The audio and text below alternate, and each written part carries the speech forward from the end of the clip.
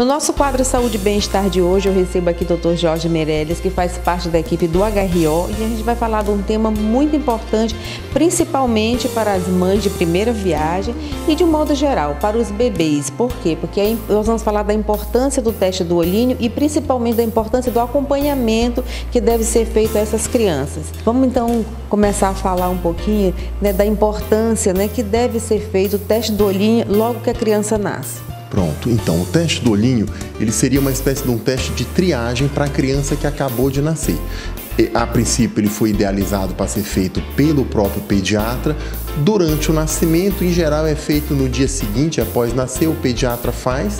Se perceber alguma alteração, aí então ele encaminha para o oftalmologista. O teste do olhinho em si não precisa ser feito sob dilatação e está indicado para qualquer criança que nasceu sem intercorrências. Se eventualmente a mãe teve uma infecção, tipo toxoplasmose durante o nascimento, zika, que um tempo atrás tiveram muitos casos, então não basta só o olhinho, precisa de um exame mais detalhado. Mas para a criança que não houve intercorrência nenhuma, o olhinho feito pelo pediatra teve alteração, encaminha para o oftalmo para fazer um exame mais detalhado. O que esse teste do olhinho ele pode detectar logo que o pediatra faz ao nascer? Pronto, então, pelo aparelho, que é o oftalmoscópio direto, o pediatra vai conseguir perceber o reflexo vermelho da retina. E isso vai ser percebido se não tiver qualquer alteração que atrapalhe a visualização desse reflexo. A alteração pode ser desde coisas simples, tipo, por exemplo, um grau mais elevado no olho do que no outro poderia comparativamente alterar o reflexo de um olho em relação ao outro. Ou até coisas mais sérias, como por exemplo uma tumoração, um descolamento de retina, coisas mais sérias que necessitariam de mais urgência para tratar. Mas é interessante que se perceba que ele é um exame de triagem para alterações grosseiras que eventualmente a criança recém-nascida possa apresentar. A catarata ele é muito útil para perceber se teria ou não uma suposta catarata. Aí, tendo alteração, vai para o exame detalhado com o oftalmo. Quer dizer que então até a criança ao nascer pode ter catarata? Pode, tem casos que acontecem, não é tão comum, mas pode acontecer, e a catarata na criança recém-nascida é muito urgente que o tratamento seja feito logo. Daí, por exemplo, a importância do olhinho, porque o pediatra, percebendo a alteração, encaminha o oftalmologista, logo já consegue, vamos dizer assim, dar o diagnóstico de certeza que é e operá-la precocemente. Então, logo após ter feito todo esse procedimento, aí qual o acompanhamento que a mãe deve fazer e o pai, né, para essa criança? Porque aí é o recém-nascido, então a gente vai contar, tipo assim, de 0 a 2 anos de idade, que também é um acompanhamento. Certo. Então, assim, criança nasceu, fez o teste do olhinho. Estou falando da criança que nasceu sem intercorrência, quer dizer, não nasceu prematuro, a mãe não teve infecção durante a gravidez, então está correndo tudo bem. Nasceu, fez o teste do olhinho, deu normal, o pediatra não precisa encaminhar de cara ao oftalmologista, e aí ele faria o primeiro exame oftalmológico entre 6 e 12 meses de idade. Aí esse primeiro exame seria um exame mais detalhado, não se resumiria só ao teste do olhinho, onde o oftalmologista já poderia avaliar e quantificar a visão da criança. Naturalmente que uma criança de meses ela tem uma visão muito baixa, porém é o normal para a idade dela, certo? Então já poderia quantificar a visão, avaliar o grau que tem para ver se proporcionalmente está mais ou menos o mesmo grau de um olho em relação ao outro. Aí pingaria o colírio para dilatar e fazer o exame de fundo de olho sob dilatação, que não seria só o teste do olhinho, e aí daria para ver mais detalhes de retina, de nervo óptico, e faz a avaliação também da parte de alinhamento ocular e movimentação dos olhos. E a partir dessa idade tem que ser sempre acompanhado. Isso. Então, feito esse primeiro exame na criança normal, é sempre importante que se entenda que isso é o esquema de acompanhamento para a criança que está indo tudo normal. Feito esse primeiro exame entre 6 e 12 meses, um exame anual, desde que não haja nenhuma intercorrência. Ah, é difícil, sei lá, eu moro no interior, não tenho oftalmo pediatra, fazer um exame anual é muito complicado. Faz ao menos esse de 6, entre 6 e 12 meses, aí ao menos um entre 2 e 3 anos de idade e um outro entre 4 e 5 anos de idade. Mas o ideal mesmo seria acompanhar de ano em ano.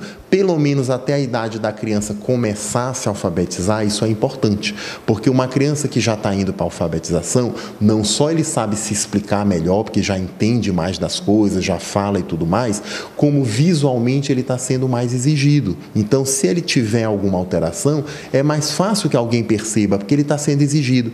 E a criança que a gente chama pré-verbal, que ainda não está alfabetizada, que ainda não fala direito, não só ele não sabe ainda se explicar, como ele é pouco exigido visualmente. Então, às vezes, os pais, só pela observação da criança, não notam se há alguma alteração ou não. Daí a importância desse acompanhamento regular.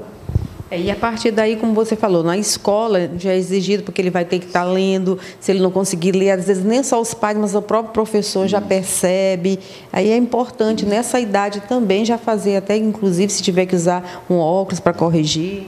E uma vantagem é que de uns anos, acho que de 5 anos para cá, mais ou menos isso, já existe uma lei que obriga que toda criança, ao se matricular no primeiro ano fundamental, tem que levar um laudo de um oftalmologista atestando que está tudo bem.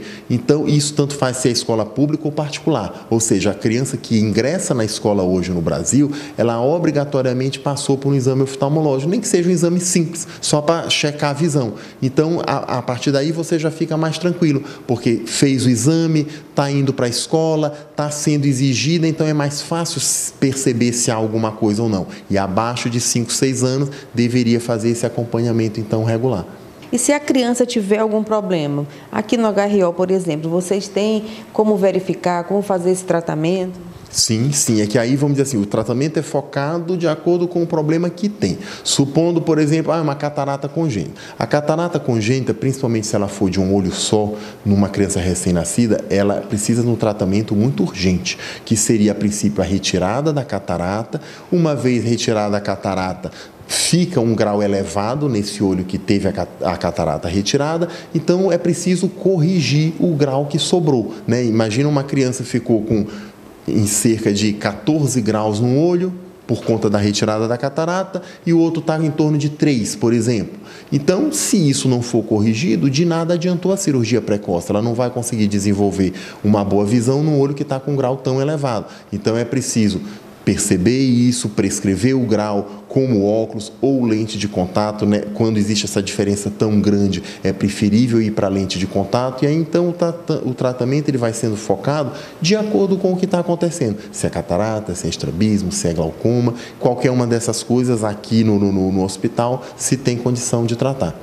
Doutor, e a gente sabe que a gente passou um momento difícil aqui, não só no Maranhão, mas no Brasil inteiro, que foi o caso da Zika, né? Que muitas crianças nasceram com microcefalia. E na visão, a Zika também acarreta consequências? A Zika foi uma alteração recente, né? Então, tudo que tem sido descoberto é de cerca de um ano e meio para cá. Mas, realmente, a gestante que teve Zika ou qualquer outra infecção durante a gestação, tipo sarampo, rubéola, toxoplasmose, estaria em risco de transmitir isso para o seu filho de uma maneira sistêmica, e aí alteraria o próprio desenvolvimento da criança como um todo, ou às vezes só alteração ocular. Para esses casos, não se recomenda teste do olhinho, aí tem que fazer um exame mais minucioso, com a dilatação da criança já desde o momento que nasce.